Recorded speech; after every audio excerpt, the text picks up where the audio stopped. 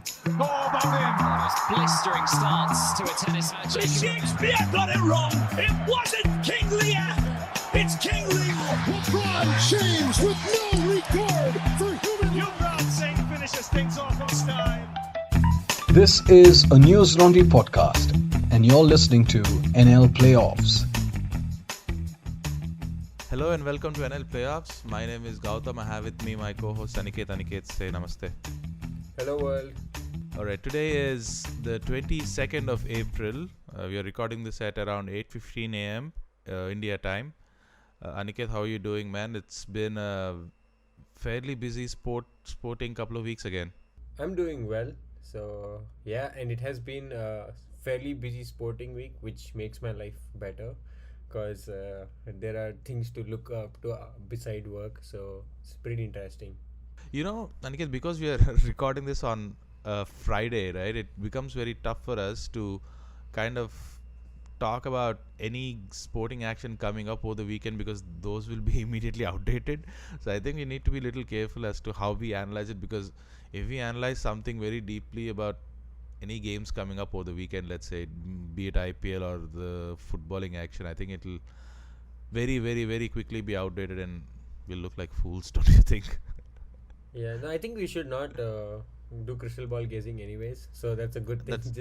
Just look at stuff that's already been done. So and maybe record on a Tuesday or something.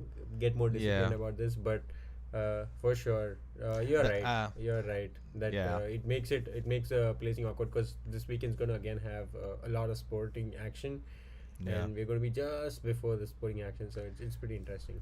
Yeah, it'll at least keep us on our toes, but you're right. That is on both of us. I think we have to kind of make sure that we are scheduling these episodes in a timely manner and not just before the weekend, because that's when most of the sporting action happens.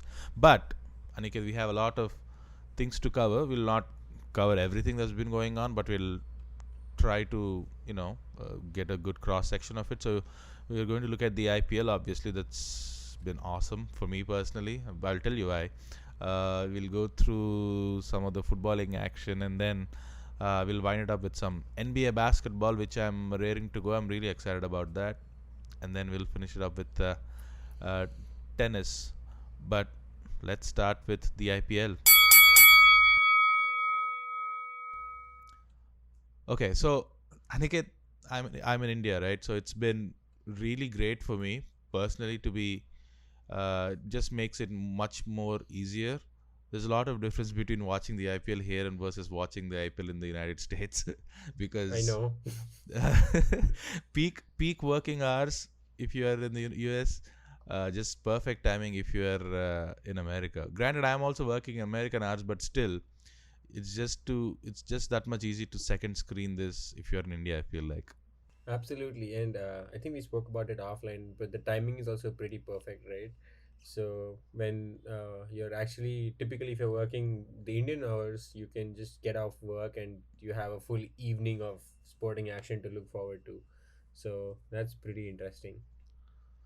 All right, so let's talk. I know last time we spoke about teams at the top, but I think it's time we talk about a couple of small teams at the bottom. The last place team right now in the IPL, which Very warms small team.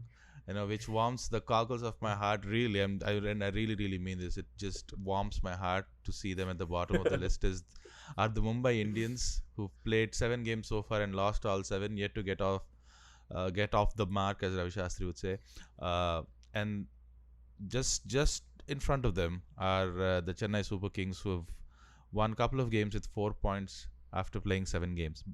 They faced off. It was a race to the bottom just last night on the 21st of April. And then I don't know if you watched it. I watched the last 10 hours of the match live. It was really cool. And it was really good game. And it was one of those games that was just tailor-made for Dhoni, man. Dhoni is still got it. The man still got it. They needed 17 of the last over, I think. He was not even on strike. When he came back on strike, they needed 16. He hit a 6, he hit a 4, hit a couple of runs, and then finish it off with a 4 when he needed 4 runs on the last ball, and just very coolly shook hands, spoke normally. I think he gave out some advice to the Mumbai Indians players as he was shaking hands. Just another day for him. Gautam, legends have said this before. Once a finisher, always a finisher. So, Yeah. and I was irking to say this, like, I was just holding myself back for you to stop. But yeah, I'm going to sound like a total Dhoni fanboy, but he made me feel so happy watching him do this. I don't think I would have felt like this if it was someone else who finished the game this way. The fact that seeing your ex-captain wrap it up the way he did was very, I don't know, it warmed my heart, in your words. So, yeah, and it was a great game to watch. So I have nothing more to add, and I'm very happy that finally someone has displaced us from the bottom. When I say us, I mean so Sunrisers Hyderabad. So, and happy to be floating somewhere in the middle, and hopefully we go up from there. Well, Hyderabad are floating somewhere in the middle only because they played a game less. They played 6 games. They have 8 points. They're on a 4-game winning streak right now. So yeah, there are a lot of teams bunched together there from 1 to 5. But yeah, Hyderabad is looking okay this year. But as I was talking about the race to the bottom, Mumbai Indians has just been. It's, as I say this with a really big smile on my face, they just suck big time this year. I think their woes have to do. Yeah, go ahead. Where does this overwhelming love come from for Mumbai Indians? Like, I'm very curious to know. I know it seems very counteractive if you think about it, because my favorite football team is Manchester United, and for years they have been like the big dogs. They're the team that have been spending big bucks, throwing money around and all that. But I don't know. It's first of all, it's great to cheer against the big guy. IPL is a fairly new tournament, so it started 2008. I more or less, I don't know, I just never liked the look of the Mumbai Indians, just how they were built. They're this, I don't know, this money machine who just, all they did was kept buying big name players, right? If there was a big name player, just buy him in the auction. If there's a big name player, doesn't matter how much he costs, just get him somehow, right? And that's what has been happening over the years, and that kind of happened this auction, but they were kind of dumb at the auction, I thought, just based on the selections that they made. So yeah, that's pretty much why I really with hate all that Mumbai. being said, aren't they also the leading IPL winners, like maximum number They of are, IPLs? of course they are. So, Yeah. Well, so yeah. even more of a reason not to be sorry for them at all this year, don't you think? No, I mean, I've never been a crazy fan of Mumbai Indians anyways. I honestly just follow Sunrisers Hyderabad. Like, it's very one-dimensional IPL that I follow. It's like just my team. So we'll see where it goes. And that brings me to the point when you said that Sunrisers are on a 4-win streak. That's right. And I wanted to just talk a few minutes about, not a few minutes, let's cut it to 30 seconds, but what a fast bowling lineup we have. Sunrisers Hyderabad. It makes me feel so good. I don't know. Do you have any thoughts on that? There's Umran Malik, there is Natarajan, there is Bhuvneshwar Kumar, and then whom else we have? Jensen, the tall guy. Marco Jansen, yeah. Jansen, yeah. So it's pretty exciting, and I'm really liking watching Sunrisers Hyderabad bowling lineup. So, and then let's not talk about batting, because our opening is our top order is pretty good. I'm worried about what the middle order will actually do, because I feel they've not been tested so far. But when it comes to that, we'll figure that out. But any thoughts? Oh yeah, I mean, the key I think for any cricket team is their bowling, right? You need to be able to bowl really well. And to your point, Natarajan, T20 specialist, he's been great for them. But Umran Malik is a guy that has caught fire this season, right? He has a great story, by the way. I think he's 21 years old. He's 1999 born, Aniket. So it just tells you how old we are. But he's from Jammu and Kashmir. He has been just this tearaway young fast bowler who has been just brilliant with what he's doing. He still seems a little raw. Seems to be a little rough on the edges. But man, is he fast. You saw, I forget which, because all of these games blend together. The last game or the second last game that he played, he got couple of wickets, I think, in the same over, or 3 wickets in the same over. Yeah, he got 4, I think, in total. But yeah, he 3 wickets for no runs, I think. Yeah, 3 wickets. He bowled a maiden, didn't he? Yeah. So yeah. Just the way it's just great to, I remember all those years ago when I first saw Shoaib Akhtar, right? Or when I first saw Sean Tate. Just this, all they knew at that time was to bowl fast. And this guy looks like somebody who can do that. And watching him just beating the batsman and just the ball thudding into the gloves is just a sight to behold. Yeah, I mean, I love fast bowling, and one of my, I don't know if guilty pleasure is the right word, but I go on YouTube and watch compilations of fast bowlers like Wasim Akram, and it's just so much fun to just watch pacers in action. So, and being that I feel very good about what Sunrisers Hyderabad have as a bowling lineup and a pace attack that we have, and not to forget, we also have Washington Sundar. So, yeah, not to take anything away from him, and we obviously let Rashid Khan go. But yeah, they're doing okay. Even after, I did not personally think that was a good idea. I know we discussed this a little bit last episode. I'm with you on that. But I guess they did okay with balancing what they have, because they do have Washington Sundar, who is a T20 specialist, not as good as Rashid Khan obviously, but still does a good job. And to your point, as I said, they've been playing Marco Janssen, he's a really good, he's a really tall South African guy. I saw him first when India took on South Africa when they went earlier this year, or no, late last year, and he's been really good for them as well. The Nicholas Pooran and Aiden Markram has been really good. You talk about the middle order a little bit, but Aiden Markram has been the shining star in their middle order. Got off to a bit of a shaky start, but he has back-to-back 50s. I think he's settled down into that kind of, he can play the anchor role if you want, or he'll just finish games for you as well. So he's a really solid buy for them.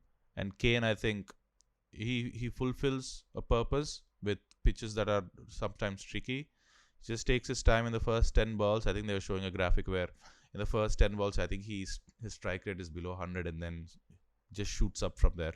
So that's the way he plays. Now, would he be a great fit on every pitch? Probably not. If it's like a batting paradise, I think Kane Williamson should try to just hit out if in some form of the other, right from the first ball. So, but other than that, man, they have a really balanced team. Nicholas Pooran does a really good job as well. And I should also mention, because Abhishek Sharma and Tripathi also have done pretty well actually for top order batsmen. Like when one goes, the other stays, and it's been a good balancing act. Like it's a team effort. So I like that. I like that about this particular team. Like every time there's someone who puts their hand up and shows up. So that's pretty promising. But let's not count. No, Tripathi, you're right, man. Tripathi has been just really good. He has hit some kind of a good form, because I was not expecting this from Tripathi, because he usually is a guy who gets you 20-30 runs at a strike rate of maybe 110 or something. But this year he has been really, really good. So that is really good. But as you said, you're right. Let's get back to the Mumbai Indians and continue to crap on them. We have I think their main worry, or where their main weakness lies, is with their bowling attack. Now they let Trent Bolt go. He's in Rajasthan now. But they also have Jasprit Bumrah, right? Right. That's the only person they have. They have 4 overs of Jasprit Bumrah, and that is it, right? They do have Jaydev. And it was very surprising. Yeah. Sorry, I'm interjecting you again, but it was very surprising that Mumbai Indians lost. I don't know if you've observed the CSK fielding. I think Jadeja something was on. He dropped 2 catches, I think, in that game, and totally the number of catches dropped. I lost count. I think versus Mumbai Indians, and somehow these guys in the batting just finished the game. So it was pretty. I don't know what to say, but it was pretty unlike Jadeja. Yeah, that is really weird to see, because there was some miscommunication. You usually don't see that with Jadeja. He was thinking that maybe another fielder was coming and catching it, but anyway. And then he dropped one more, which was a lollipop, or a sticker, as they call. Yeah, so it was. Yeah. Anyways, let be that as it may. Go on. Sorry. Let us get back to Mumbai again, and we'll just continue to trash them. I know. So, yeah.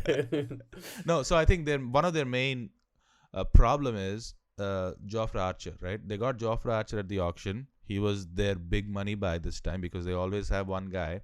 They retained Bumrah, so they got Jofra Archer. They got them for I think they got him for 8 crores. Exactly. His initial base price was 2 crores. They got him for 8 crores.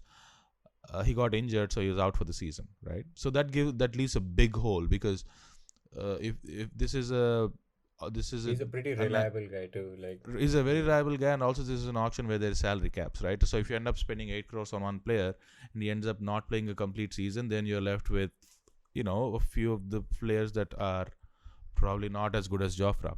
So having said that, there is Jaydev Unadkat, who's seen as he's a really good bowler. I mean, I don't get me wrong, he's been in the circuit for a long time. He's a really good bowler. Doesn't seem to have done didn't make a lot of inroads this year. Murugan Ashwin, the leggy, he's been out of sorts as well. They played Tamal Mills in a couple of games, I think. He's not been really good. So it's just been Bumrah through and through. They've been getting 1 or 2 overs from my least favorite player to watch of all time, which is Kieron Pollard, who's announced his retirement from international cricket, by the way. So Arjun Tendulkar is on the team, by the way. I don't know if you know this, Aniket. If you look at the IPL squads, Arjun Tendulkar is on the squad. Don't think he's going to get a game.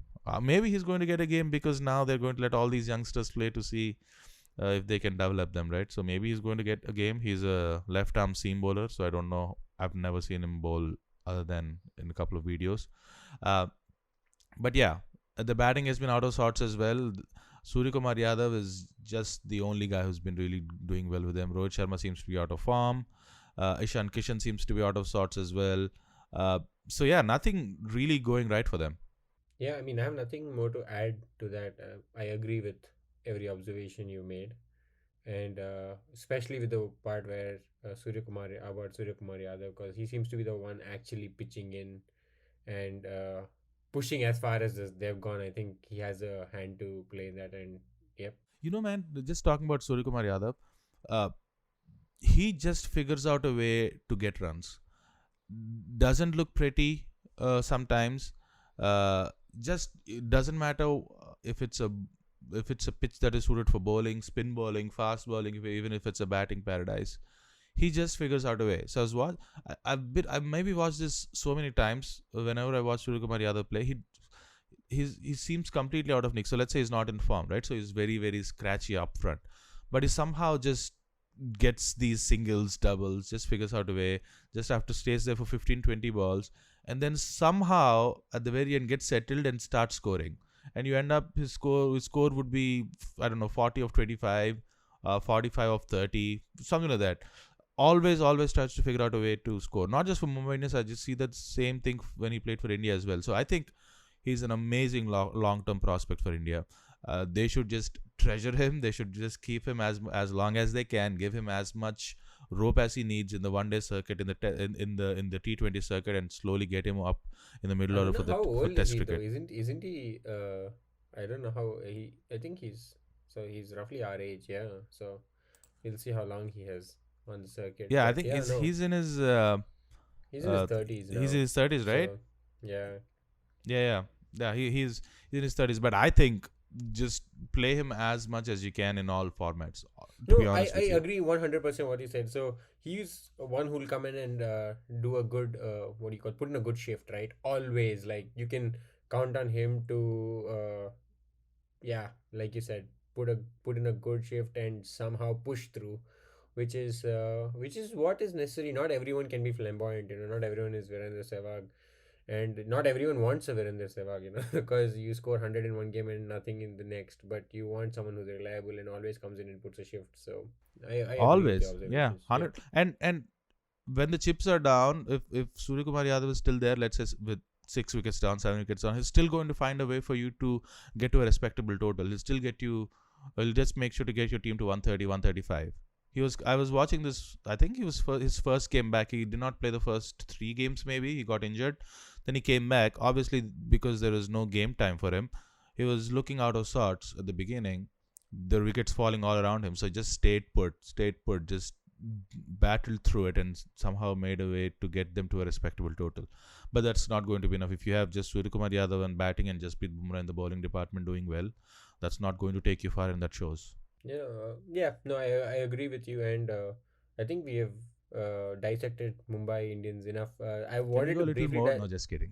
uh, so I briefly did want to touch upon ex-Indian captain Virat Kohli's form and the RCB in general. So they look like a very good team, RCB. I think especially in the batting lineup, they're pretty good. And two things I want to talk about. One was Virat Kohli's catch. I forget whose catch. He just plucked it out of the air. One catch, which was pretty Yeah. amazing, and his also run out. So he was run out, and that was some crazy run out. Who took that run out? I think it was Lalit. I forget his Yeah, name. Lalit Yadav, I think is his name. I forget his name. Yeah, but what a run out that was. That was like some insane stuff, insane fielding, like direct hit on the stumps from like almost like 90-degree angle. So it was pretty cool. But that being said, like, what are your thoughts on Kohli? And I'll tell you why I'm talking about Kohli, because he's clearly struggling, right? In at least in batting. I'm not saying as a team RCB struggling, but I think he's struggling to get off the mark. When I mean that, to score big runs, not get out of zero, but score big runs. And what are your thoughts on basically him? Because this whole getting out of the captaincy was to actually focus on batting, and just wanted your thoughts. So, when things are not going for you, they never, nothing seems to be going right? When things are And off. and that's the run out kind of Yeah. thing. That moment like kind of makes you realize, oh, this is like really, I mean, it was a good run out, but Yeah. it was so unfortunate also And that the poor guy, man, he was on. I think there was a game when they were about to win and he was unbeaten. He played really well. He got 48, and then he got LBW right at the very end. And he reviewed it because there was an inside edge, and it should have been given not out even on review, because it was one of those where it seemed like it was hitting the bat and the pad at the same time. But for me, just looking at it from the naked eye, it was hitting the bat and then the pad. There's always that bit of a lag in the ultra edge where the spike comes up, so it's very hard because of that microsecond lag, the ball seems to be hitting by the time the next frame comes about, because of that microsecond, the ball hits the ball seems to be hitting the pad, and that's when the spike comes. But whereas the spike was actually off the bat, right? So it was one of those. He got really unlucky. He knew it because he felt the bat. He felt that the ball hit the bat first and then the pad. So he was just livid with himself. And then, I don't know if I saw Ravi Shastri's comments for Cricket for the other day, who said he's overcooked and he needs a break to just get back into form and serve Indian cricket for the next 5 or 6 years, is what he said, I think. So, which I think I agree with. Now, the problem with... I just want to say I don't agree with that, because I think apart from the batting, he, like I said, his fielding and the way he has a lot more to give, and that's what is a good player. Like I talk about, sorry I interjected you randomly, but even though he doesn't do his bat, he's pretty good with the fielding, and there is still major things he contributes But to. but if he's not batting well, though, Aniket, let's say if he continues the string of single-digit scores, right? Not just for the franchise, but for India. Even if he brings a lot into the fielding, it's still not going to be a lot in the way of him contributing to the side if he's not batting well. Because I mean, I agree with that 100%, and I say this with the sense that I think form is temporary, class is permanent. Right. So he's going to find out a way. I expect him to come back. He's going to find his rhythm over time, Yeah. and it's a phase, But So I think that's the what problem feel. I think the problem with Kohli, at least again, I speak this as a complete armchair expert, that he seems to be sticking to what went right for him all these years, right, without changing, and the teams are still exploiting what his perceived weaknesses are, which is early on just try to bowl a ball at a good length and outside the off stump. He's going to fiddle at it. He's going to give you a catch. He's going to either edge it.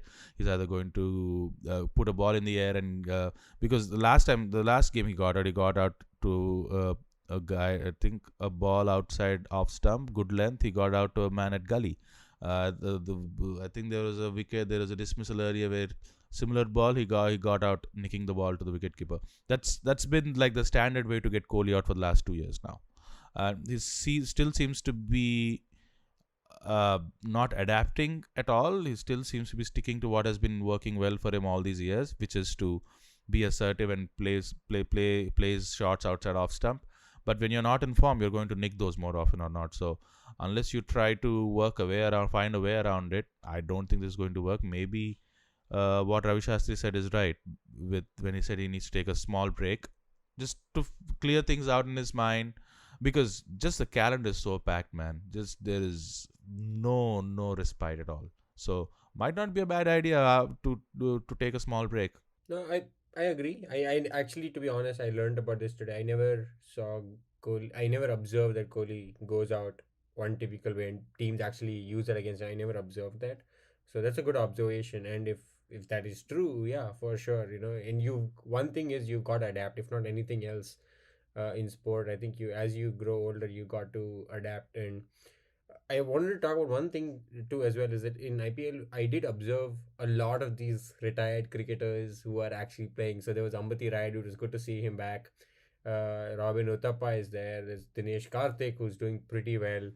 Dinesh Karthik is the man for RCB. So it was good to see, Dhoni, the man, obviously, and you can keep going for all these players.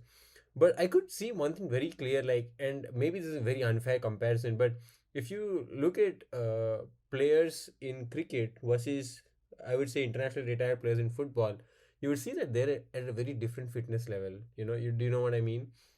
Yeah. You can see that these cricketers don't take anything away. Raidu took a fantastic catch recently, and I'm not questioning their abilities, but just from a fitness point of view, I think to my eye they look sluggish and slightly I don't know what is out of shape. So I mean, Rohit Sharma has a punch. Yeah, I mean, I'm just saying, maybe it's an unfair comparison to compare them with footballers, but I'm saying if you see an international retired footballer who's playing in any league, I think they are much more fitter and this thing. And I could see it with even Dhoni. He looks older and a little bit more, not in his prime type. He has that look where he doesn't seem to be in his prime. Obviously, he's retired from international cricket. He can still run though, man. He can still run. I know. I saw that running bit in the wicket. Yeah, I think I think it's an unfair comparison because different sports. I agree. Different sports require you to have different levels of fitness. Now, if you are a basketball player or a football player where you are supposed to constantly be on your toes to keep running and running and running all the time, that requires a different level of fitness. Whereas in cricket, let's say if you are a guy standing on fine leg for the most part, the odds are that maybe 10% of the time the ball is going to get to you, right? Yeah. So it depends on. That's true. And no, I agree with you. I do agree. Actually, I when I rethink this, it makes sense because it also, you can see that cricketers typically have a longer career because it is a physical sport, but it is not like you said, football and basketball, right? So you can typically have longer careers and sustain slightly longer as compared to other sports. So no, it just reminds me of the tired and old adage of the CEO of News Laundry, Abhinandan Sekhri, who says cricket is not exactly a sport because if you can have players, his comment is, if you can have players like Inzamam and Ranatunga play cricket, that's not a sport. Which is like, okay, it's just is a different sport. Just sport does not just mean elite fitness. It also has skills involved, right? Not everybody can have the same hand-eye coordination as Inzamam ul Haq, who can face 150 kilometers an hour delivery and face it in a way that he has so much time, right? You have to react to a ball that is so fast in like half a second, I think, or less than half a second till the ball reaches you. So to be able to play against bowling like that, or to be at least bowl like that at that pace, requires some amount of fitness and some amount of skill. So it's just different sport, different skills, different levels of fitness. Yeah, and it's also very people dependent, I think. And typically cricketers, I think now the new generation, I think especially started with the Australian team where they came out like ripped. But prior to that, you would see it was more about technique, I think. That was my observation. You never see like six packs in normal players, and it would just not be the thing. It'd be the one odd player who actually has it. But now it's getting better and better as sport medicine progresses.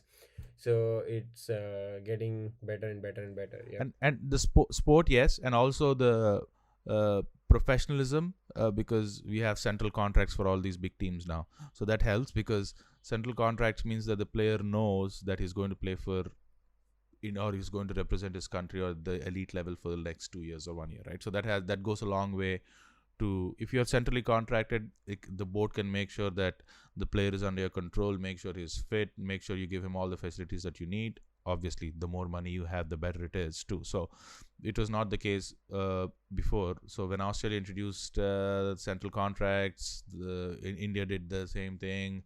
ECB, England did the same thing. So that obviously we'll see a rise in the fitness levels as well. That's good. And let's so cap off IPL. I had just one point to add, but I'll let you go before. Do you want to add something?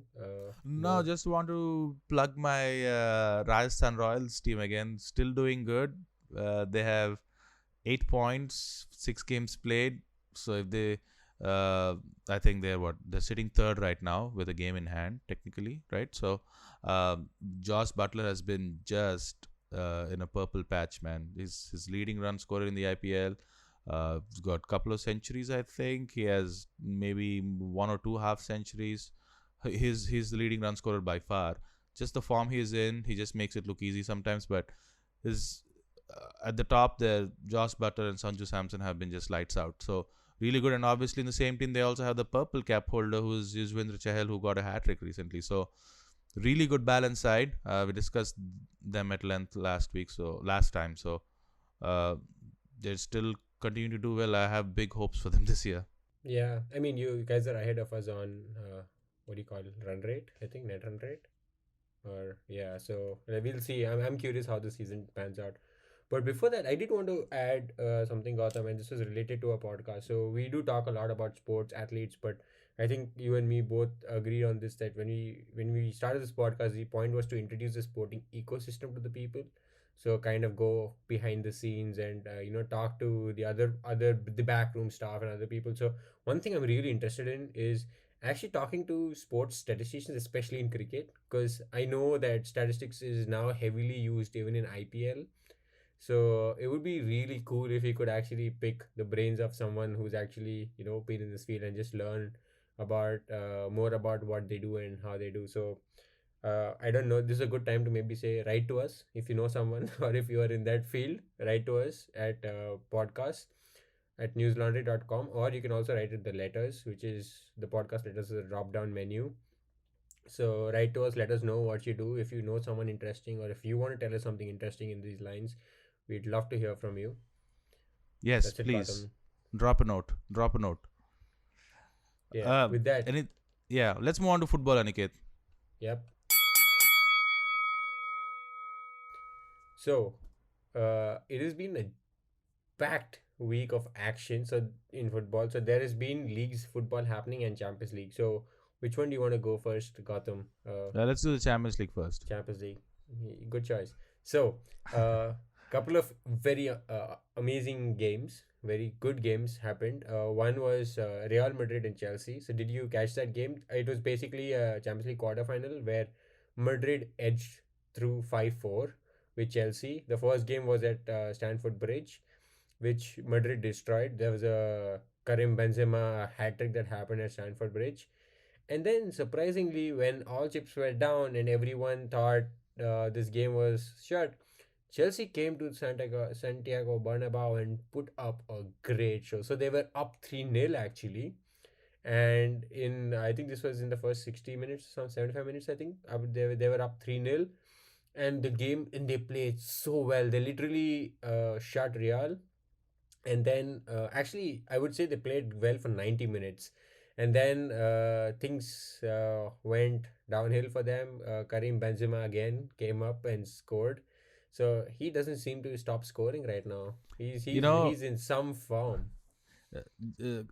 Contrary to Virat Kohli, when things are going right for you, everything seems to go right for you, right? So somehow Benzema is there, right place, right person, right time.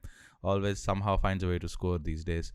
Yes, I think Chelsea were the better team on the day, but then the 3-1 deficit was too big to overcome.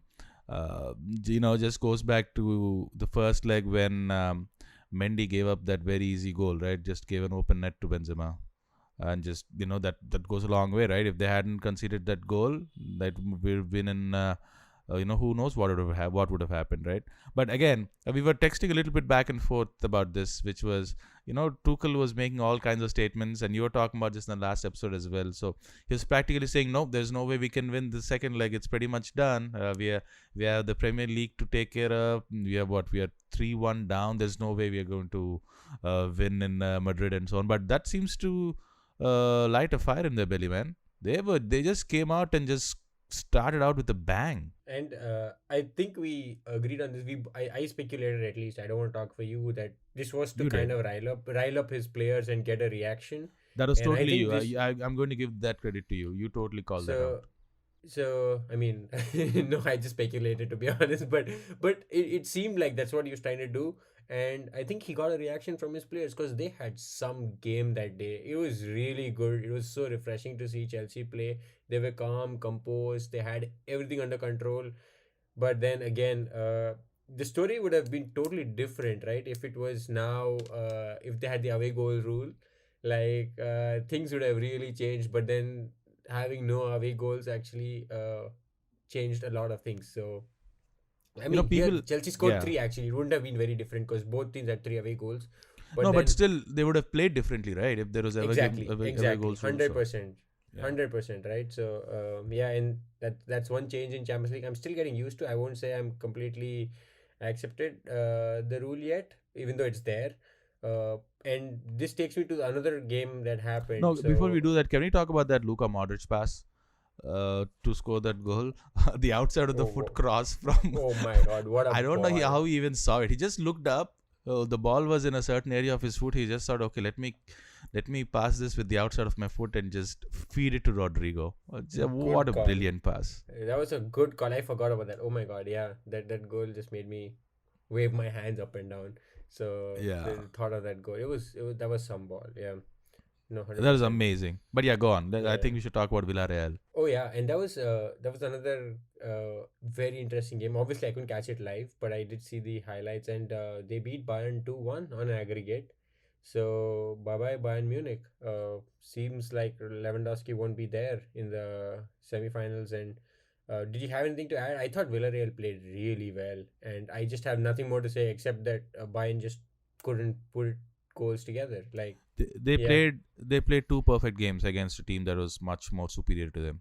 Villarreal have no business to be at this stage of this competition because it is a money league. The big teams make it through to the last 4 typically. But they played 2 brilliant games. They just hung in there. They got the goal at home and finally got the goal in the 88th minute. Lewandowski did score. I think, was it a penalty? I totally blank out. I don't think it was a penalty. It was a normal. It was an open goal, I think. Open field goal, I should say. But yeah, looked out of sorts. Bayern Munich. I don't know. They seem to be okay in the Bundesliga. It's one of those years maybe where they're just not good enough. They do have some players that they might have to look to replace. I don't know if Thomas Muller has still got it. He's still a great player for me personally. I love the guy, but I don't know if they need any reinforcements because the Lewandowski is good, but Kingsley Coman, Goretzka, all of these guys are there. Leroy Sané, all of those players are there, but I don't know if it needs just a bit of fresh energy for next season. No, and again, I can't point my finger and say this was the problem with Bayern. I don't know. Maybe I just was not observant enough to understand, but it just felt like Villarreal came and did a thorough job in 2 legs. They were well prepared. They just knew what to do, and obviously, it has to be bought out that Müller, Lewandowski, Coman, all these, even Gnabry was bought on. They just couldn't fix it. Even with the lineup they had, they just couldn't fix it. And Villarreal put in a very good show, both defensively and offensively. True. So, you always have at least one team every Champions League that makes it far. There was and Ajax was not. I know, it's great. Who doesn't like an underdog story? I think Benfica sometimes makes it. Ajax randomly makes it. The Spurs made it a little bit. Like, technically, they're not a really small team, but always great to see these teams. We also have, I don't know if you caught any of the Atletico Man City game. That was just awesome to I watch. did. I mean, yeah, awesome. I mean, I Did was you like, hate watch Atletico again? I was like, come on, like it just bored me. Like it was just boring. It was So like predictable. I just didn't know what to do. I mean, like I was hoping that Atletico would like put on some once they took it home. Like I understand what you did at Etihad, given you're going away, so okay, you shut shop, keep it simple. But once you're at home, you have Luis Suarez, you have Yao Felix. I did think they would actually throw in a few punches and really surprise Man City, because I think it was up for grabs, but it turned out to be a very predictable setup, and it was a boring game in my opinion. I had nothing more to add. I think they Man City almost really played. struggled. Yeah, they Atletico came out with 5 at the back. I think 5-4 and 1 Yeah. almost. So look, Atletico. That's the way they're going to play. If it's I have if, nothing if a against that. I mean, if I a- have nothing yeah. against that. But then the point I'm trying to make, the larger point is, I think they had to score, and Correct. it didn't seem that they wanted to score. That my complaint was They did- against. yeah, so, It didn't come to say that okay, let's take one goal and then sit back or whatever. It was like, oh, let's sit back and see if we can score a goal. Like that was my understanding of what they were trying to do, which I thought was like, if you're playing that way, you're almost conceding defeat. as So- long as Simeone is coaching them, their strategy is going to be against superior opponents is to just sit back. Doesn't matter if you need one. They still needed a goal here because they were down by a goal. Their plan was to sit tight, stay solid. Stay solid at the back for the 60 or 65 minutes, and then try to get a goal. Their main aim was not to concede, right? So that was the strategy. So that's why they started with 5 at the back. It's just a completely 100% ultra legit defensive. strategy. It's a 100% legit strategy, because I still remember Mourinho schooled us with that strategy when he was at Inter Milan. Like, but the difference was he had goals at home. It was he did that having some sort of upper hand, for a lack of a better word. Like, you had goals, and then you come to Camp Nou and you just basically shut everything, right? You park the bus. What they call is park the Mourinho bus, and they did that, and good to them, because they won the Champions League after beating Barcelona. But here, I just felt like, oh, there was a lack of even trying to win. I don't know. I thought they could have actually pulled something in the offense. They don't have a bad No. Yeah. front line, actually. They have a pretty good Yeah. front line. So it's but again, it's managerial, so let's leave it at that. I think yes. I think all they are dependent on are some set pieces to go their way in the first 60-65 minutes, and then if they're still down, then try to attack a little bit in the last 15 or the last 20 minutes. They also, I don't know what Simeone has, man. I don't know if he casts a spell over the team or not, but they have this siege mentality. I call it siege mentality, which is, oh, it's the whole world against us. Everybody is against us. Doesn't matter who we are playing against. Doesn't matter who the referees are. Doesn't matter what the tournament is. Everybody, literally everybody, is against us. And this is a standard tactic. And if you even Mourinho did this, right, through and through, and you can see that in, I think, Amazon Prime's All or Nothing Tottenham Hotspur. I think he's called that time and on, even with Chelsea, like Inter Milan. Oh, it's us against the world. But I think it just started failing at one point with the younger generation players. Like, when you had folks like John Terry, Didier Drogba, people who really wanted to fight, he could get the best out of them. But it just seemed that at the lag end of his, I won't say career, but in England, it just stopped working. That mentality of, oh, it's us against them, they're the villains, always trying to rile up the players to fight a battle. And well, it's you got to, that's man management. But the surprising thing is, usually such those coaches like them who follow who inculcate or who imbibe such mentalities over their players only work for a short-term period, if you see with Mourinho. But Simeone somehow has figured out a way to rally the players behind him, and they just love that guy. And he's been how long? I mean, and you will never see an Atletico Madrid fan say boot to Simeone. No, it's not gonna happen. No. Like, it's that club against the world. Basically, he's cultivated that atmosphere, and that is well, more power to him, because it's not easy to really have your fans like chant your name even though your team is like not doing well. So it's almost like a cult following. It's crazy how much. I mean, you can see the crowd, every foul that goes against them, every whistle that goes against them, every tackle that goes against them, they're just up in arms, right? But hey, it works for them. So I'm Yeah. not really. It's And great. let's not He's forget, they turned the were club two around. Champions League finals, so 2 Champions League finals. Didn't they win a La Liga? They did. They have a they title, did. don't they? So Yeah, yeah, amazing with the team that they have and the budgets that they've had. Because I've seen exactly. Atletico over the years, right? So it's amazing to see them. Liverpool made it to the semi-finals, so it's going to be Man City, Real Madrid. That's the game to watch out for in the semis, and then it's going to be Villarreal taking on Liverpool. So Liverpool should technically make it to the finals again. I'm gonna But put my money on Liverpool. Yeah.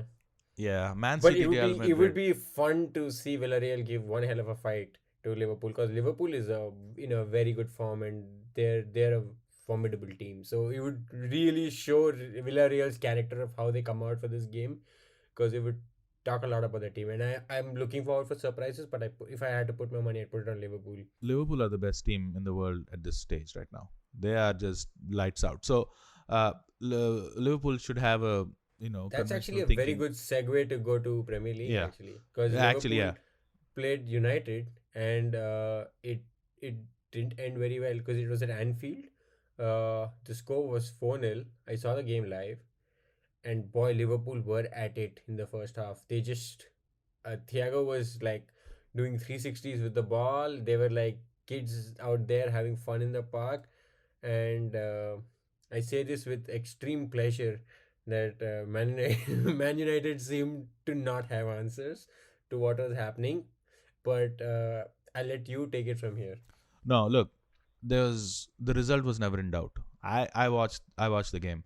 The result was never ever in doubt. If it was a draw, it would have been worth 3 points for me personally, because there's no way United had any chance of winning. Gary Neville, I think, said maybe there's a 10% chance of United winning before the game. I was like, Gary, that's way too optimistic. There is, just given the two teams, But the gulf between Liverpool and Man United. I do want to step in here. Yeah. I agree to what you're saying. Liverpool just beat the Premier League leaders very convincingly. But the way they Manchester City. Yeah, it was fine. But the inexcusable. Like, you cannot have a 9-0 total loss in a season to one of your arch rivals. And this is Liverpool and United have been. It's a sort of a derby. Like, it's not it's not any other top two teams playing. So I don't know. It just seemed like No, well, nothing surprised United. me. Nothing surprises me. I've told this time and time again. They lack an identity. They don't have a way of. Don't have a style of play. They don't stand for any style of play. They have nothing. I think Bruno came out and said there is nothing for us to play for after the game. So that maybe is why the motivation is not there for the players. I don't know, because they are what. They have at least something to play for. They can still finish in the top 4, but they're out of every other tournament that they were in. So that is there.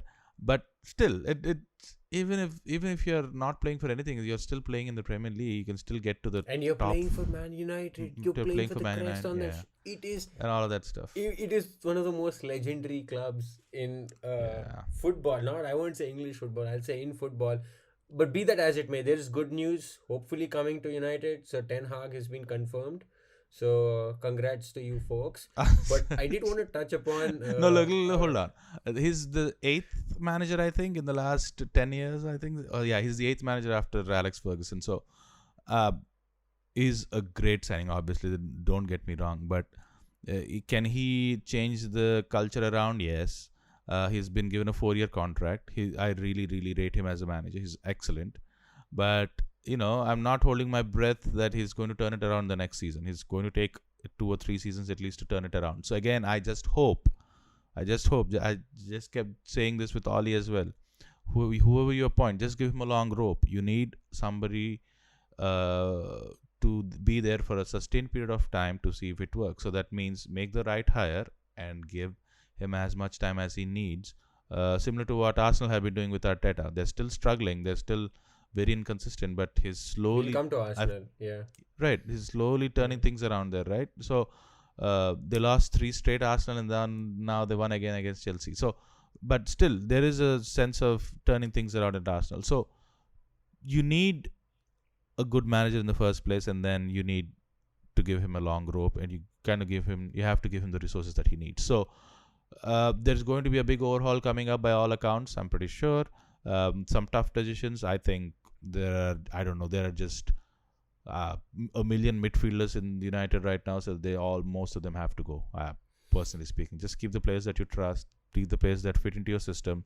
That means Actually, some of the senior. I'm going to interject you here because that's a very good point, and that kind of segues to my next question. So I'm going to interject you. Sorry, but the point was the players you have. Ten Hag is on a big project. It's not going to be easy because when Ralph Rangnick was asked in a press conference, what's up? He said, "Oh, we might have to rebuild the team. We have 6 players." Then he was like, "Oh no, maybe 8." And then he was like, I don't know, did he say 10? But it seemed like he was going to say, "Oh, yeah, he did say 10." So yeah, I think so. You can imagine the current manager and the one player he has in mind who can stay is De Gea, who's been brilliant actually this season for you guys. So it's one hell of a job for Ten Hag. It's not going to be easy. It's going to be one of something like when Klopp came to Liverpool, like first 2-3 years, it's just going to be rebuilding. You're going to, really just push academy players. If you have to get 10 players, and that's what the current manager is saying, which just talks a lot about Rangnick as well, because I don't know what he's doing here. Like, I understand it's brilliant. He's come to manage for 6 months, 8 months, whatever. He's going to understand the problems, maybe go up on the director's box. But as a coach, he's done nothing. He talks about heavy metal football, closing down. I don't see Manchester United closing down. I don't see a philosophy. So he's imparted nothing. Basically, I think, I don't know. I don't understand what I blame him majorly too, because maybe he doesn't have the players, but it's not like He he's doesn't. made an That's effort. the key. That is the key. He But does it's not not have like the players buying in for him. But it's not like he said, okay, let's press, let's pass.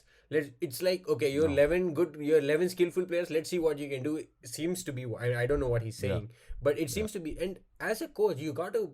And he comes up with a philosophy, and he talks about Jurgen Klopp and Geigen pressing, and Klopp looks. But you see none of that even being tried. So it's just surprising. I wonder what is he doing. They came off even worse than when Oli was there, right? At least they were at least going up front and trying to attack, and at least they were trying to. They had some intent to them, but under Rangnick, there's nothing to play for. As you said, they're not closing players down. They just stay there close to the play when they're defending, but they don't really close them out. There's no pressing. There's no tracking back. You can see the wing backs going forward, and then nobody's there.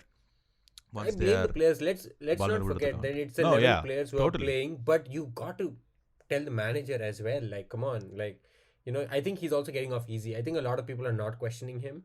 Yeah. And I think he's getting off easy, which is the interim tag helps the manager always. Agreed. But then I've also heard. Yeah.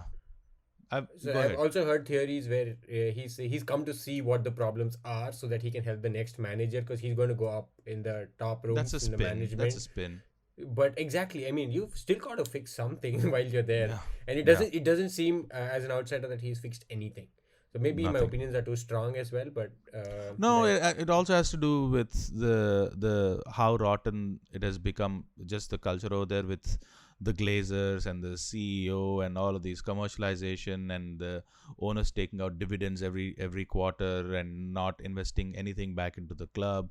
The stadium seems to be the same that was there like 10 or 15 years ago. Apparently there's nothing done to the stadium at all. The Glazers are just happy taking dividends out and just enjoying profits.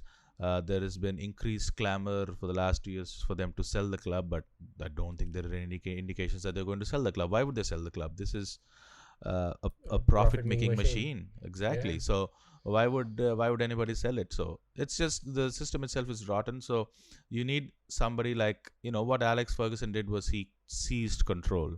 He sometimes seized control. He was the most powerful guy in the club after the owners, right? He dictated stuff to the owners as well. So he became the club. So you probably need somebody like that who dictates it at a managerial level, like what Klopp does. So Klopp or Guardiola right now, they're just untouchable at the club, right? So you need a guy who builds up those many political points within the club. Yep. Who prioritizes, playing the game versus getting the deals done, because those will be done anyway. But just as long as you hire the right people doing the right jobs, you'll be good. Yeah, and just to add to all those miseries, you also had a terrible signing record. Like you've just not got the best out of the players you've signed. So that's True. another thing to add. Yeah, but then that also Yeah. ties into who the manager is and what Agreed. kind of system he's built in, right? So I'm just going to end with I think I spent way more time on Man United than I thought I would this time, because we've been talking about them ad nauseum. But I'm just going to end with their Twitter, okay? Their Twitter during the match. Okay, here we go. We are underway at Anfield. Come on, United. Goal. Liverpool take the lead. A moving tribute to Cristiano and his loved ones with 7 minutes played at Anfield. That is pretty cool, by the way. An early sub for United as Paul Pogba is replaced because Paul Pogba got hurt within the first 10 minutes. Goal 2-0. Half-time, behind at the break. Play resumes at Anfield.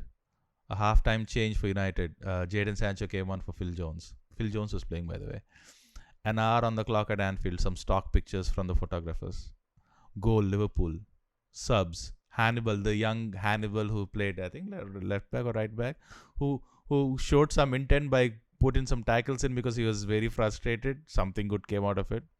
Goal Salah, right? That was 4-0. Full time 4-0. That is it. That was all the match time tweets that Man United had. Then it was followed by some reactions, and that was it. Then the next time it was all about Ten Hag is coming. Big. Here's a great announcement video. Or go back 10 years, 15 years back in time to look at Paul Scholes, Ryan Giggs, Hall of Fame, all of that. That is what the Twitter has been reduced to now, because they have nothing to look forward to at this moment. Well, it's rather unfortunate, but I sincerely hope things will get back on track for United, and wish the best for them. But that takes me to another derby that happened, the London derby. So let's quickly seal this up. Chelsea played Arsenal. Arsenal won 4-2. Quite entertaining So, game. Quite entertaining game. Well, I'll let you go first. I have strong opinions on this game because I've been hearing people say, "Oh wow, Arsenal, Arteta magic." But if you analyze the goals Arsenal really scored, I'm like, you got lucky with that game actually. So and Tuchel came out saying something wrong with his pitch in Stamford Bridge, so it's not even an opponent's pitch. So he had some really weird comments. Yeah, saying that was the weird. Pitches, it was, yeah, I don't know. I think he's just trying to put a smoke screen for his players. But that being said, 2-2, it was a score at 1 point. So it was a very interesting game with 4 really good goals scored on both sides. Yeah.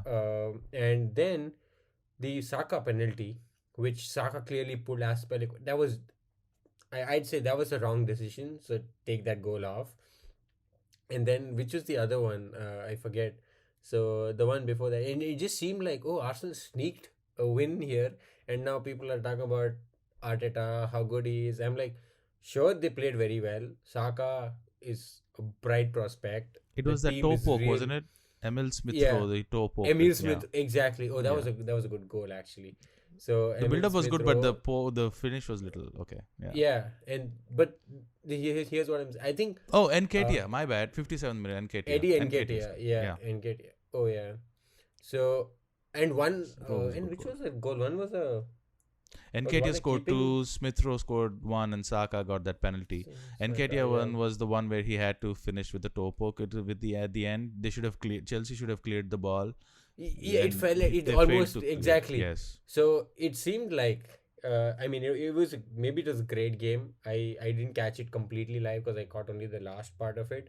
But then yeah, I just had I wanted to say that okay, Arsenal did well. They beat 4-2. But then it's not like this says you can say that oh they are definitely getting top 4. I still have money on Tottenham too, actually because there's Antonio Conte there.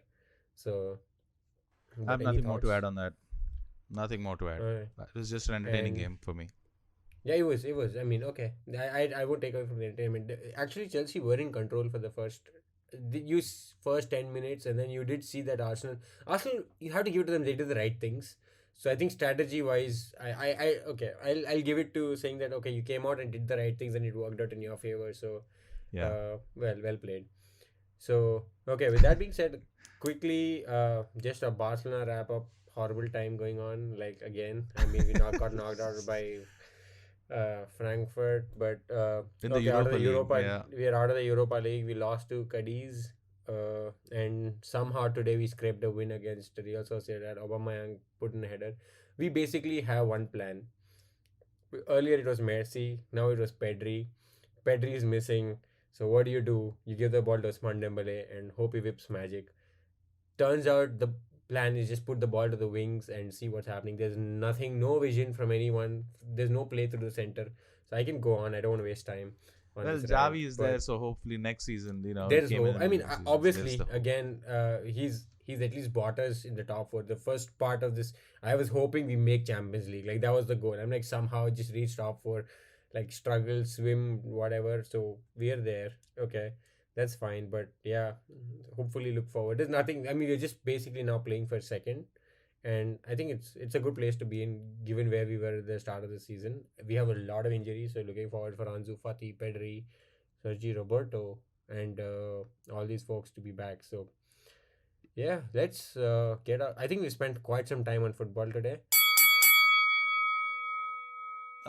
So let's move on to NBA because I'm really chomping at the bit to talk about the NBA.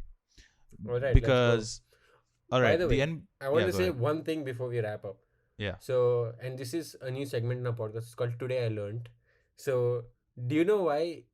I mean, you might know. Maybe I'm just super ignorant, but why it's called Real Sociedad and Real Madrid?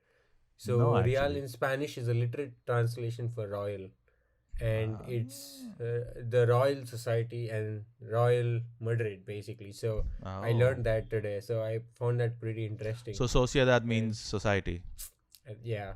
Okay. So, Did not know that. and it comes, and there's a little bit more history to how Real Madrid got that title. Like they were the Los Blancos and the Whites, Yes. and then there's a little bit more history which I'm not completely sure, but they gave they got some permission from the royal family in Spain to put the crown in their logo and stuff. So there's history. So if anyone's interested, go check it out. But it's pretty interesting. I learned this today. So I did not know that. So that is pretty cool. All right. Moving on to the NBA playoffs. The postseason of the NBA is in full swing. This is where things happen. This is where players make their mark in the world of basketball. The top 8 teams make it to the playoffs, which are the knockout, not the knockout rounds, but it's a series of 7 games that 1-8, 2-7, 3-6, all of those seeds play. The first round is underway. There's some great games going on. I think there are a couple of games going on as we speak right now.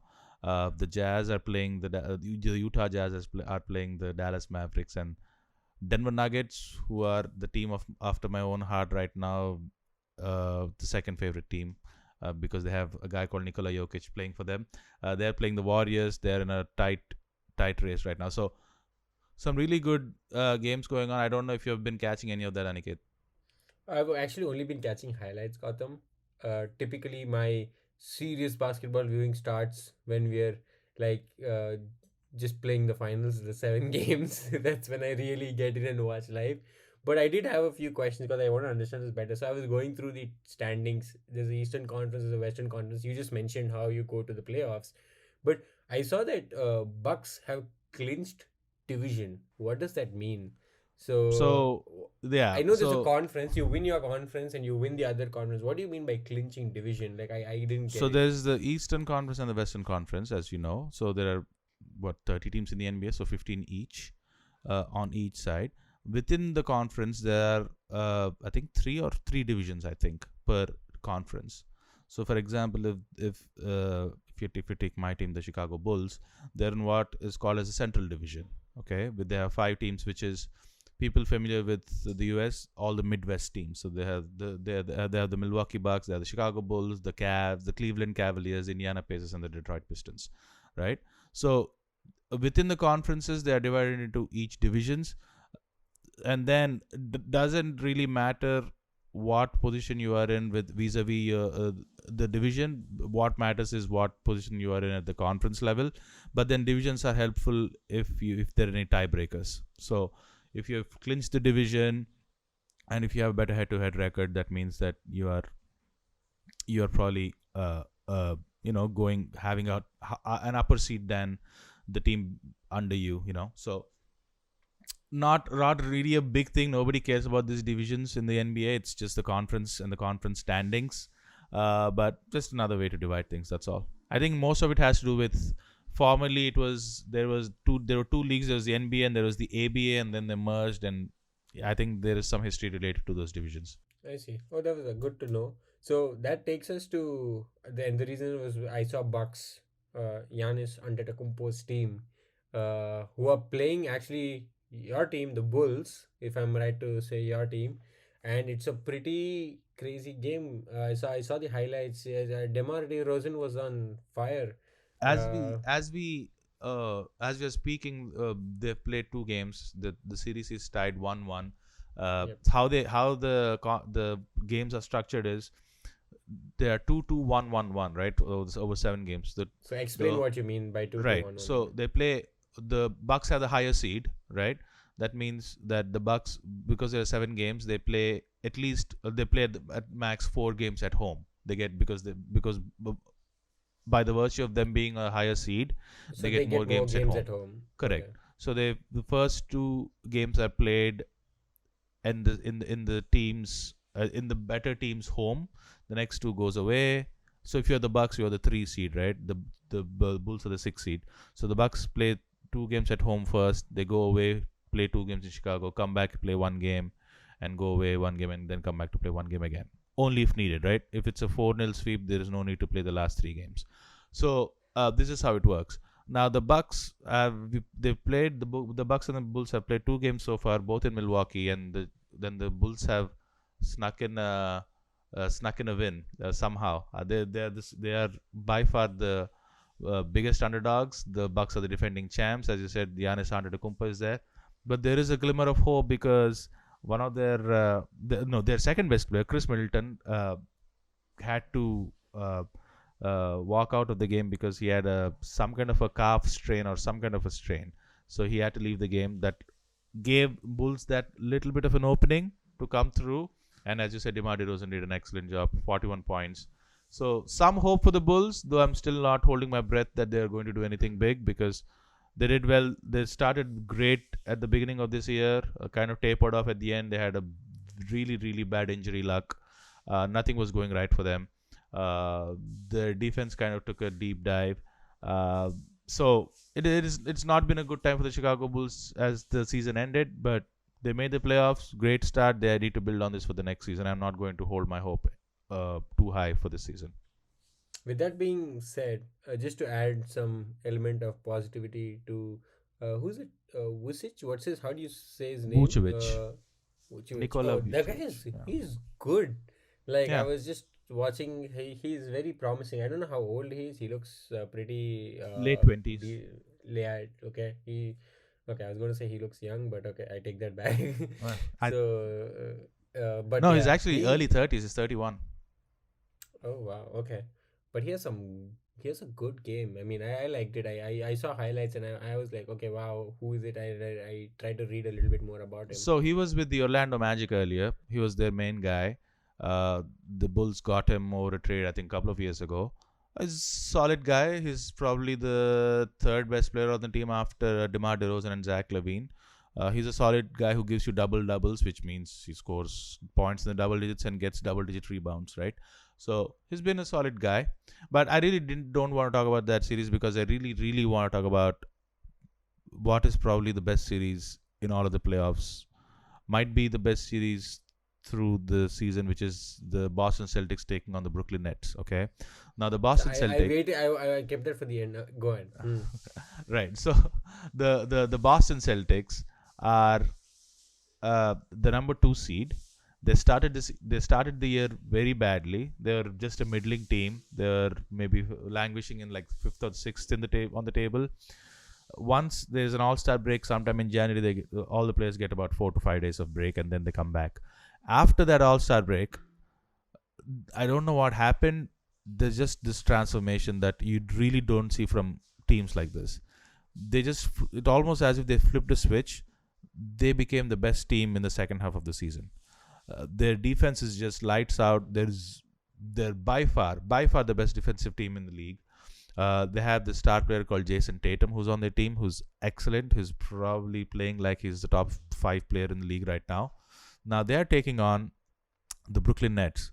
The Brooklyn Nets finished 7th, which means any team. This started about a couple of years ago, where there's a tournament called the Play-in tournament, where the 7, 8, 9, 10 seeds play in some kind of a tournament which decides who gets the 7th and the 8th seed. It's like the IPL knockouts, where the 7, 8 team plays first, and whoever wins it gets the 7th seed, and then 9, 10 plays. The loser of 9, 10 gets eliminated, and the winner of 9, 10 plays the loser of the 7, 8 seed, and whoever wins that gets the 8th seed. I think I was okay. I don't know if it was clear or not. So, right. So 7, 8 is like that. So by virtue of winning their first playing game, the Nets made it to the 7th seed. Now the Brooklyn Nets have had quite a season. So they started out the season with the big three, quote unquote, with Kyrie Irving, James Harden, and their best player Kevin Durant. Right? Yep. Now they've had their share of injuries. Kevin Durant missed a few games.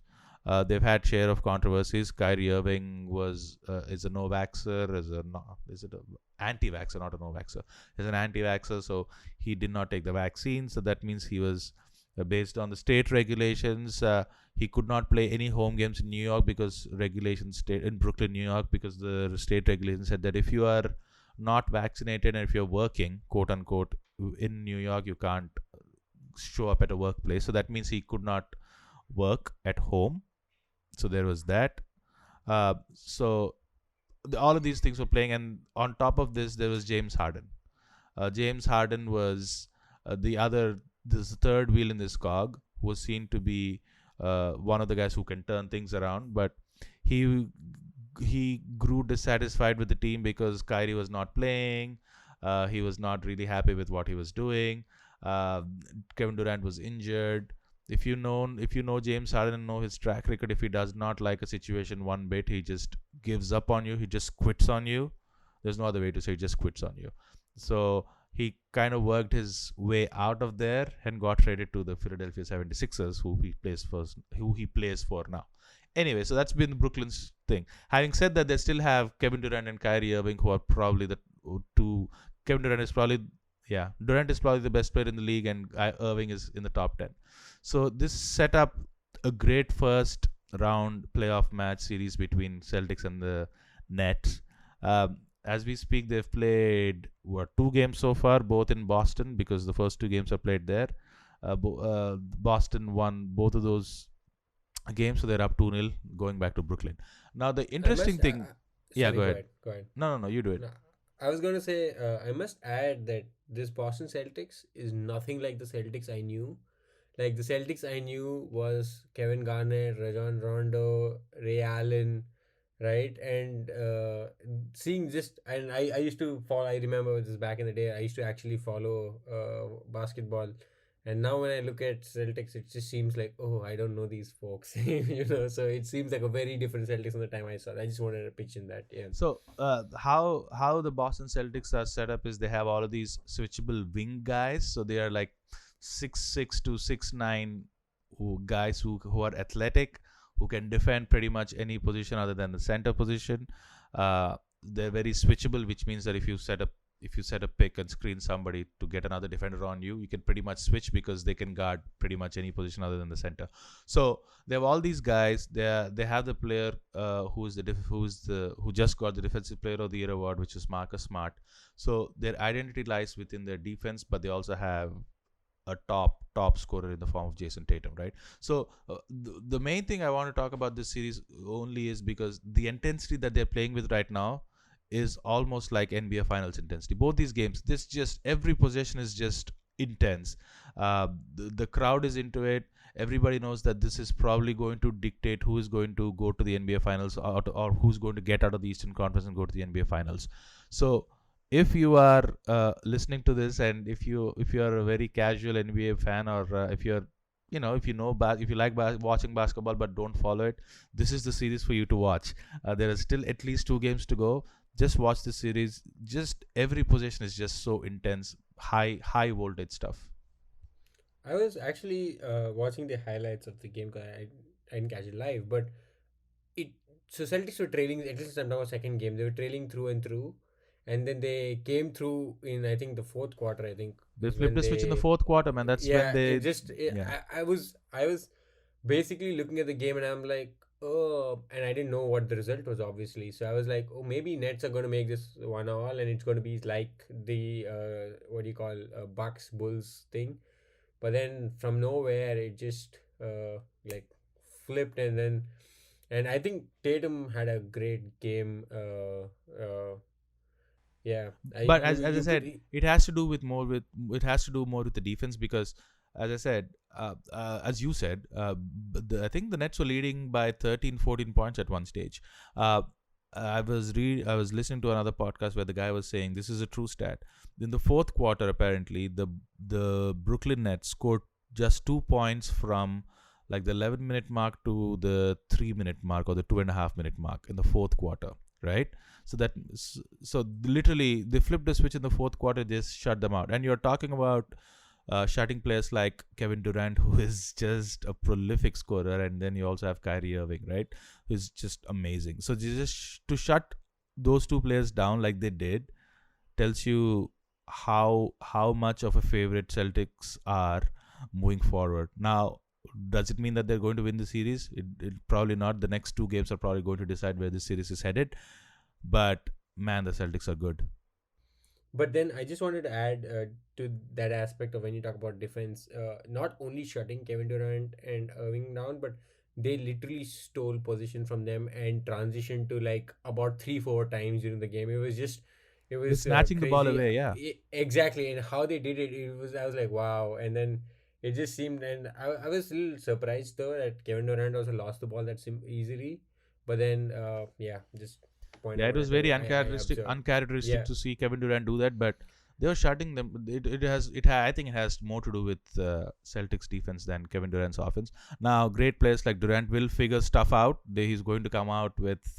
He started off the game really well, so he still scored quite a few number of points. But I think he's going to adjust and adapt. And now they're going back to Brooklyn, so we'll see what happens. They're going to be more comfortable.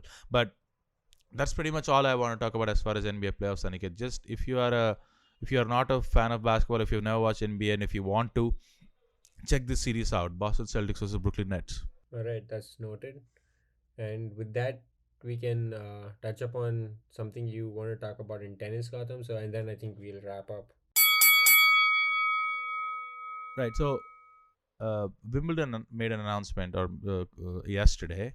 I think they made a statement yesterday. They said they're going to ban all Russian and Belarusian players from the Wimbledon Championships this year.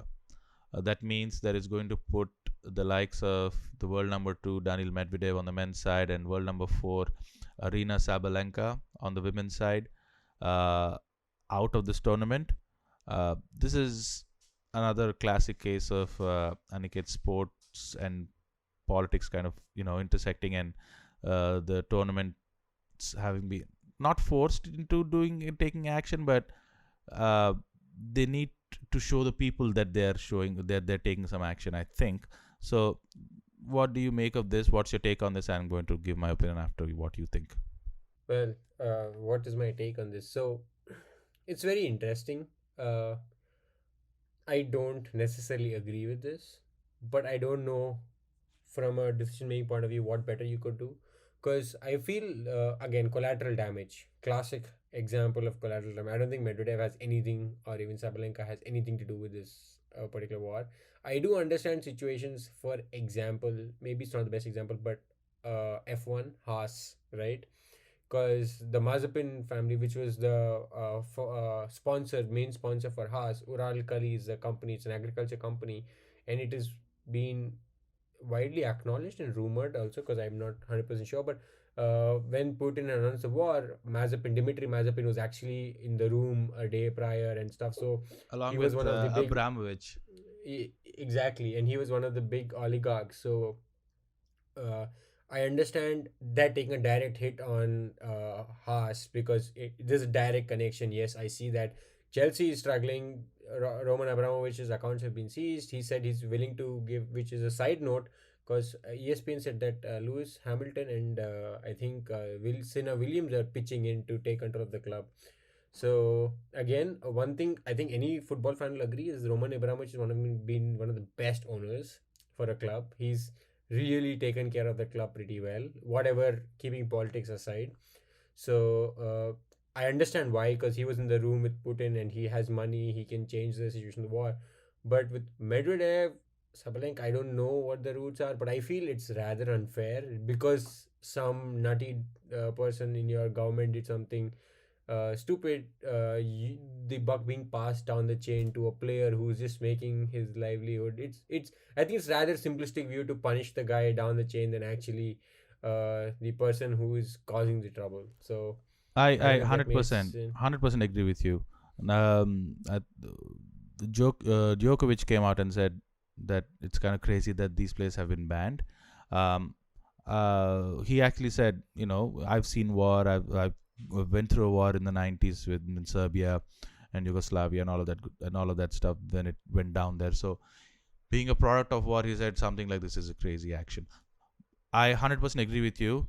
I think Wimbledon found themselves in the middle of, it's like classic, right? If you're an organization, you have to be seen that you're taking some kind of a stand with some kind of a, dare I say it, a popular stand, right? You see the Premier League, like we are talking about England, right? Because Wimbledon is there.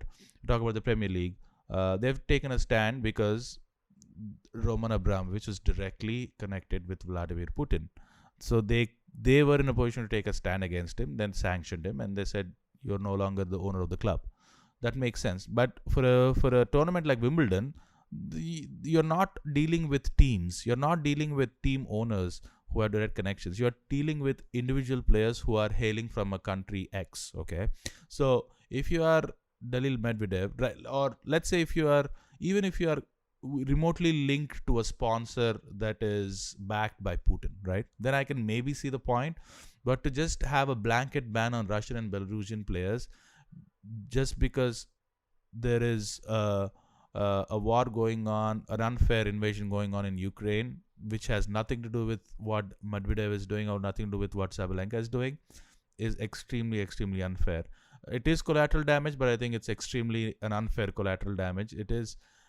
There is no need to do this. You could have still taken a stand and issued a statement and said, "Look, we are completely against what Putin is doing. Stop. We stand with Ukraine. We stand with the citizens of Ukraine." You can take a stand that way and say, "Here is a." You can even, there are other ways, where all these organizations are donating to all of these charities that help the refugees out there.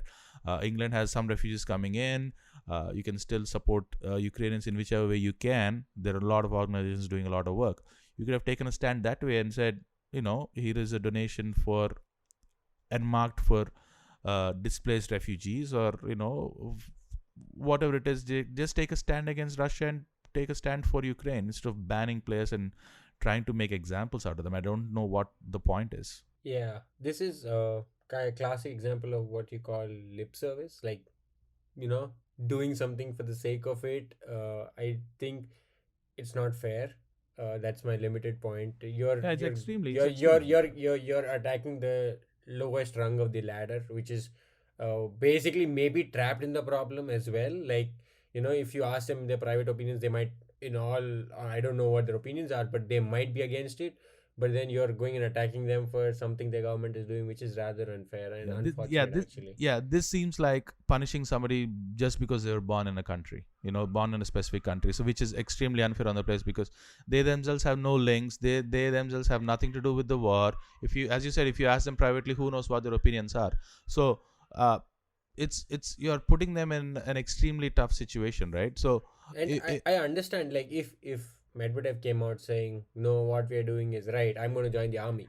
It's a hypothetical situation. Right. But I understand, yes, it's so imagine not right, because now I don't know it. For example, there was this Russian tennis player, classic example. He wrote on a camera, "No war, please." I think yes. It went viral. Yes. Now what? Is he allowed to play or no? That's the question. Right, exactly. Like now, so this is slippery. And you're also putting players in a position where if they call the decision to ban these players, let's say Medvedev comes out and says what they're doing is crazy, they shouldn't do that. Now he will be seen as somebody who's for war, right? So he really can't make a statement because he'll be seen as somebody taking a stand for Russia. And now he also can't. Word, anti-national. Yeah. Exactly, right? So he can't do that. You're putting players in a very, very awkward and tough position. If let's say next year he comes out and says, I'm going to boycott Wimbledon for next 2 years, I'm not going to play, then he'll be seen as seen as somebody who's probably supporting the war, right? So you're putting players in an extremely tough position. So I think it is extremely unfair. No, I agree, and I think these are governing bodies. I mean, they're like, I don't know what they sometimes are thinking. It's surprising. Like, it just I don't know. I don't. You have a responsibility to stand what is right, obviously, but then there are ways to do it. This is unfortunately not the way to do it. Yeah, I hope. I mean, I just, my only limited point is I hope they had a more nuanced stand. This is a rather simplistic. Well, they do not, because they would have said that in a statement. They clearly don't. Yeah, I agree. But I'm saying I wish they had more nuanced stand, and I personally don't agree with this, because this sets a wrong precedent again. That's the problem. Once you have a wrong precedent set, it's very easy to catch on to bad things. It's like it doesn't take much to go down the wrong road, but it's okay. Let's I don't know, that's all I had for this. Yep. Okay, that's about it then. I think that's all I had. Aniket, if you don't have anything, I think we should move ahead with our recommendations. Okay, go ahead, Gautam. So what are your recommendations? Okay, so my I have only one recommendation, because this is something that came up. You're talking about watching all these fast bowlers videos on YouTube.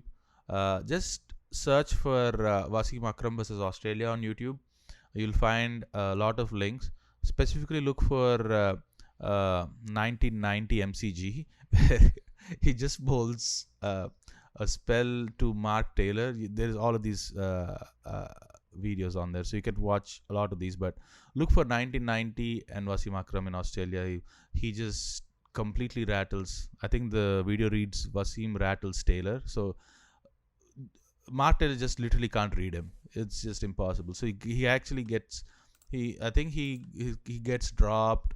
There's also Michael Slater on there, where he's plumb LBW, but it is a no ball. There's batsmen are not picking him up at all. So it's just, so watch Wasim Akram versus Australia on YouTube. That's all I have. All right. That's actually a good one. I stumble up. That's my, like I said, Wasim Akram and breaking stumps is my YouTube search typically when I'm bored. But with that being said, so one recommendation, I think I've given this already, but because you spoke about the Bulls, it's The Last Dance. Go check out The Last Dance. And in case that's a repeated one, I don't want to repeat myself. So one thing I'd like to add is I saw Kipchoge, The Last Milestone. So it's a fantastic documentary. It's about the Kenyan long distance runner Eliud Kipchoge, who basically set the sub 2-hour marathon distance mark. It was obviously not an official marathon because it was set up by Nike to just see if a human could break that. Seen as impossible. It's something like what Roger Bannister did, like the 4-minute mile. Basically, so this was the sub 2-hour marathon, and it's I think it's a 2-part, or I saw it in 2 parts maybe, but it's there on IMDb, and it's called The Last Milestone. It talks about Kipchoge in general, the kind of person he is, and how they train to do this, and it's very interesting. And there's also connections to why typically people from Kenya and that part of Africa are actually very good runners, because it turns out that they're extremely hilly regions. So a lot of people now go and train in hilly regions. So when they come and run in, your body acclimatizes to taking lower oxygen, and you perform much better when you come to lower altitude. So altitude training has become a thing as well. So I liked it. I'd say go watch it. It's really, especially if you like running. I love running, so watch it. I was going to say, because you do run. Yeah. Amazing runner that guy is. Yeah. All right. I just hope he breaks it in a actual marathon. Like that would be crazy. I'm sure it's going to happen.